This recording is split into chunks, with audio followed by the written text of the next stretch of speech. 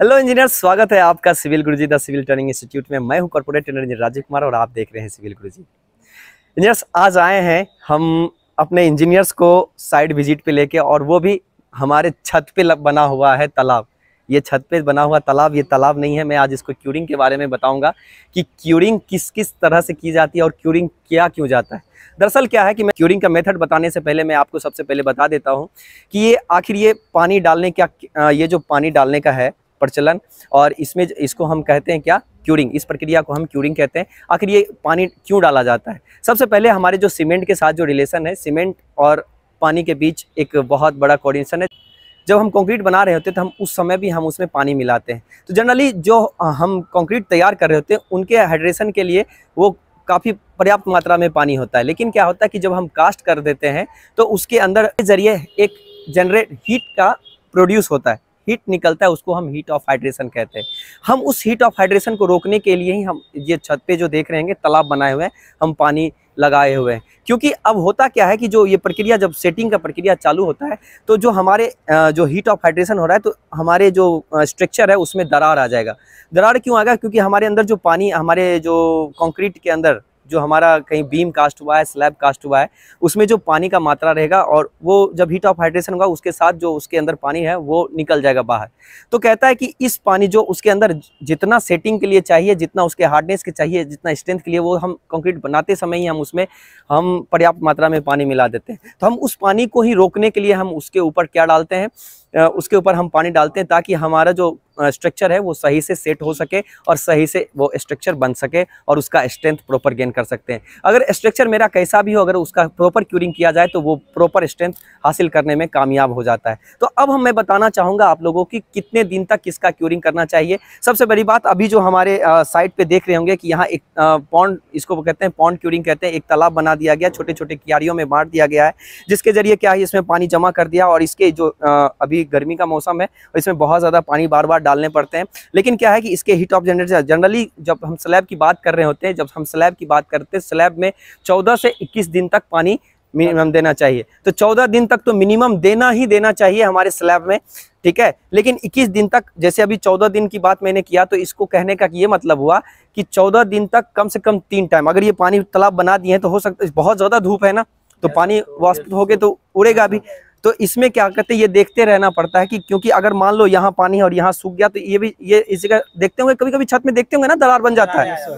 यही कारण है, वो हीट ऑफ हाइड्रेशन के जरिए जो पानी है वो बाहर निकल जाता है और वहाँ क्रैक आ जाता है। बस ये क्रैक नहीं आएगा और ये जो है हीट ऑफ हाइड्रेशन से भी बचा जा सकता है। समझ में आया? तो इसीलिए कितना स्लैब का करना चाहिए क्यूरिंग अपने को? 14 से 21 दिन, ठीक है। ये स्लैब के लिए है। जब हम बात करते हैं कॉलम का, जब हम कॉलम की बात करते हैं कि कॉलम में हमें कितने दिन तक क्यूरिंग करना चाहिए, तो कॉलम में हमको मिनिमम क्यूरिंग 7 से 14 दिन करना चाहिए। 7 दिन कहने का मतलब है जब हम शटरिंग को, जो फॉर्मवर्क है, हम जब फॉर्मवर्क को रिमूव करते हैं उसके तत्पश्चात उसमें करना क्या होता है, क्यूरिंग करना होता है। तो क्यूरिंग करने का क्या है कि कभी कभी देखते होंगे कि साइड पे जूट बैग भी लपेट देता है, उसके बाद पानी से उसको भिगो के रखता है ना, या अगर वो चीज़ नहीं हो पाता तो अब 3 टाइम कम से कम उसको देना चाहिए। 7 दिन तो प्रॉपर उसको क्यूरिंग करना चाहिए। और रही बात 14 दिन, तो कम से कम 2 टाइम उसमें क्यूरिंग करना चाहिए 14 दिन तक। इस बात को समझ में आ रहा है? तो 7 से 14 दिन कहने का मतलब क्या कि 7 दिन तो मिनिमम एकदम प्रॉपर क्यूरिंग होना चाहिए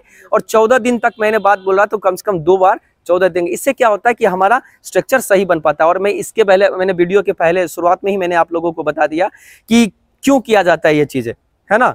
ये चीज़ मैंने बताया आप लोगों को क्यों किया जाता है। तो इन चीज़ों को आप लोग भली भांति समझ पाए होंगे, ठीक है। अब हम बात करते हैं किसका, बीम की। तो बीम को भी 7 से 14 दिन तक ही क्यूरिंग करना चाहिए। 7 दिन तक तो एकदम फिक्स करना ही करना है और 14 दिन तक कम से कम 2 बार करना है, ठीक है। फिर फुटिंग है, फुटिंग को भी 7 दिन तक करना चाहिए। फुटिंग को भी कितना दिन करना चाहिए? 7 दिन, मिनिमम 7 दिन, 7 दिन से कम नहीं करना चाहिए। तो ये चीजें आप लोग को समझ में आ गई किसको कितना दिन तक क्यूरिंग करना है और कैसे। अब हम बात करते हैं क्यूरिंग के प्रोसेस के बारे में।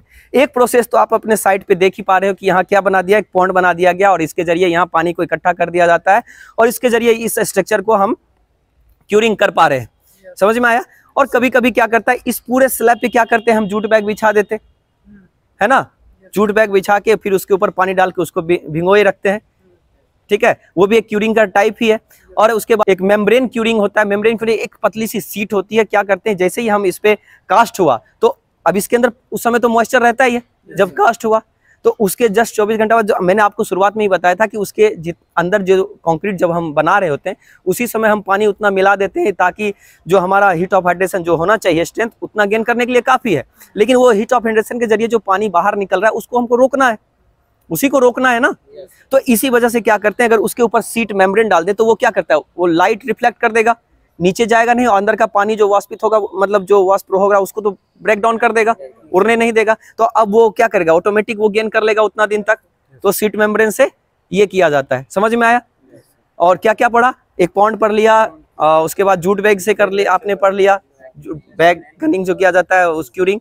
उसके बाद वाष्प वाला आपने सीखा, वो जनरली नहीं किया। और उसके बाद स्प्रिंकलर एक सीखा होगा आपने, स्प्रिंकलर वाला। स्प्रिंकलर में क्या कि अब मान लो कहीं कहीं क्या कि पानी की इतनी अधिकता है नहीं, पानी का स्कार्सिटी है, पानी का कमी है, तो अब क्या बताओ, इस तरह से तालाब लगा सकते हैं हम? नहीं कर सकते ना। आदमी का पीने का और कंक्रीट का सबसे खराब यही प्रवृत्ति है कि जो आपको पीने का पानी चाहिए वो इसको भी पीने का पानी चाहिए। समझ में आया? तो इसी वजह से क्या करते हैं कि हमें वही पानी चाहिए। अब बताओ, इतना सारा पानी जब आदमी को पीने के लिए नहीं मिलेगा तो हम यहाँ कहाँ से डालेंगे? तो इसीलिए हम स्प्रिंकलर इरिगेशन का हम यूज करते हैं, जो इरिगेशन कहते हैं स्प्रिंकलर क्यूरिंग का यूज करते हैं, जिसमें हम पानी का समय समय पे छिड़काव करते रहते हैं ताकि जो मेरा ये है मॉइस्चर जो है इसका उड़े नहीं, मतलब हीट ऑफ हाइड्रेशन के जरिए जो अंदर से जनरेट जो हीट तो निकल ही रहा होता है, तो हम उस चीज को रोक सकते हैं और उसको भिंगा के रखते हैं। ये चीज सीखा आपने। उम्मीद करते हैं कि इस वीडियो के माध्यम से आपने बहुत कुछ सीखा होगा और क्यूरिंग के प्रोसेस के बारे में भी सीखा होगा। हम साइट पे आए हुए हैं और साइट को भी भली भांति आपने एब्जॉर्ब किया होगा।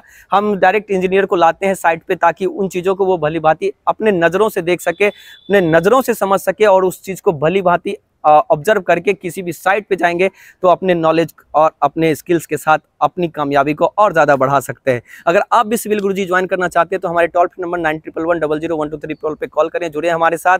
मैं आपको मिलता हूं इसी इन्फॉर्मेटिव वीडियो के साथ नेक्स्ट वीडियो में। तब तक के लिए धन्यवाद। जय हिंद, जय भारत।